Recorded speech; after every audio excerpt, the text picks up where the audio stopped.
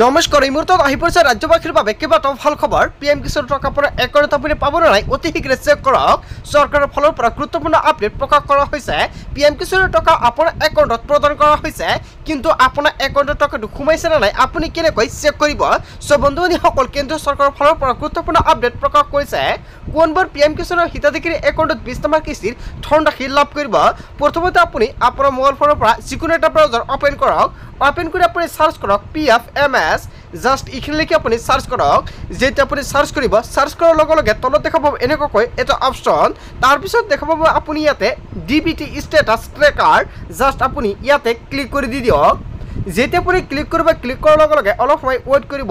Weight কৰাৰ পিছত আপোনাৰ ওচৰত আন এটা পেজ খোল খাই যাব, আৰু এইটো পেজত আপুনি যেতিয়া তলত অলপমান স্ক্ৰল কৰিব, স্ক্ৰল কৰাৰ পিছত দেখা পাব ইয়াতে কেটেগৰী। জাষ্ট কেটেগৰীত আপুনি ইয়াতে ক্লিক কৰিব। তলত দেখা পাইছে চিলেক্ট, ইয়াতে আপুনি ক্লিক কৰিব। ক্লিক কৰাৰ পিছত একেবাৰে তলত আহি যাব। তলত আহি যোৱাৰ পিছত দেখা পাব আপুনি ইয়াতে এটা অপশ্যন দেখা পাইছে পিএম কিষাণ। জাষ্ট আপুনি পিএম কিষাণ অপশ্যনটো আপুনি চিলেক্ট কৰি দিব। দেখা পাব লগে লগে আপোনাৰ ওচৰত অলপ সময় প্ৰচেছিং ল'ব আৰু প্লিজ ৱেইট বুলি দেখুৱাব। জাষ্ট আপুনি অলপ সময় ৱেইট কৰিব। ৱেইট কৰাৰ পিছত দেখা পাব ইয়াতে ইণ্টাৰ ইউৰ এপ্লিকেশ্যন ID। ইয়াত আপুনি এপ্লিকেশ্যন আইডিটো বহাই দিব লাগিব। আপোনাৰ যিখন পিএম কিষাণ ৰেজিষ্ট্ৰেশ্যন নম্বৰ, সেইটো ৰেজিষ্ট্ৰেশ্যন নম্বৰটো ইয়াতে বহাই দি দিব।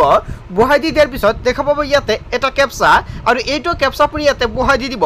বহাই দি দিয়াৰ পিছত দেখা পাইছে আপুনি ইয়াতে চাৰ্চ বুলি এটা অপশ্যন, আপুনি চাৰ্চ বটামত ক্লিক কৰি দিব। যেতিয়া আপুনি চাৰ্চত ক্লিক কৰিব, চাৰ্চত ক্লিক কৰাৰ লগে লগে অলপ সময় ৱেইট কৰিব। ৱেইট কৰাৰ পিছত দেখা পাব আপোনাৰ ওচৰত এনেকুৱাকৈ ষ্টেটাছ আহি যাব। তাৰপিছত দেখা পাব আপুনি ইয়াতে পে'মেণ্ট ডিটেইলছ।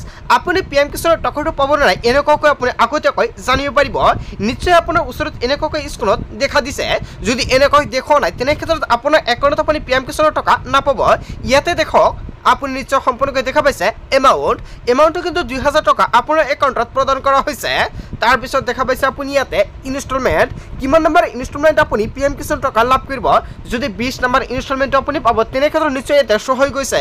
তাৰপিছত আপুনি তলত দেখা পাব ইয়াতে ৰিকুৱেষ্ট ডেট। ইয়াতে ৰিকুৱেষ্ট ডেটটো নিশ্চয় আপুনি দেখা পাইছে।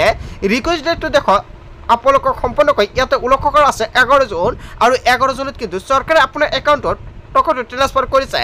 20 জুনত দেশৰ কোটি কোটি কৃষকৰ একাউণ্টত টকাটো সোমাবলগীয়া আছিলে, কিন্তু এটা অসুবিধাৰ বাবে টকাটো আপোনাৰ একাউণ্টত সোমোৱা নাই। তাৰপিছত দেখা পাব ইয়াতে এপ্ৰুভ ইট, আৰু এখন কিন্তু এপ্ৰুভ হৈ গৈছে।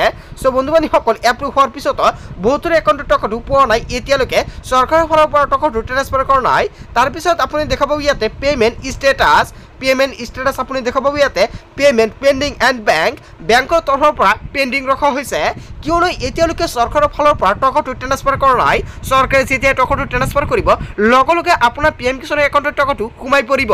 বহুতেই ৱেইট কৰি আছে পিএম কিষাণৰ 20 নম্বৰ কিস্তি কেতিয়া হ'ব আপোনাৰ একাউণ্টত। চ' বন্ধু-বান্ধৱীসকল, 2 দিনৰ ভিতৰতে পিএম কিষাণৰ প্ৰতিজন হিতাধিকাৰীৰ একাউণ্টত 20 নম্বৰ কিস্তিৰ ধনৰাশি প্ৰদান কৰিব। কিন্তু প্ৰথমতে আপোনাৰ ষ্টেটাছটো আপুনি চেক কৰক। যদি এনেকুৱা দেখুওৱা নাই তেনে ক্ষেত্ৰত আপোনাৰ একাউণ্টত আপুনি টকাটো নাপাব। অতি শীঘ্ৰে আপোনাৰ একাউণ্টত পিএম কিষাণৰ 20 নম্বৰ কিস্তি 2000 কৈ টকা ৰিচিভ হ'বলৈ গৈ আছে আপোনাৰ বেংক একাউণ্টত।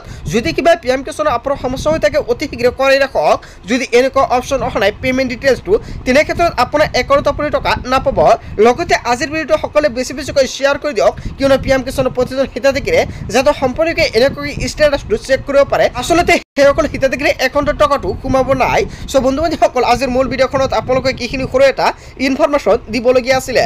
ভিডিঅ'টি ভাল লাগিলে লাইক কমেণ্ট শ্বেয়াৰ কৰিব। চ' থেংক ইউ ফৰ ৱাচিং ফুল ভিডিঅ'।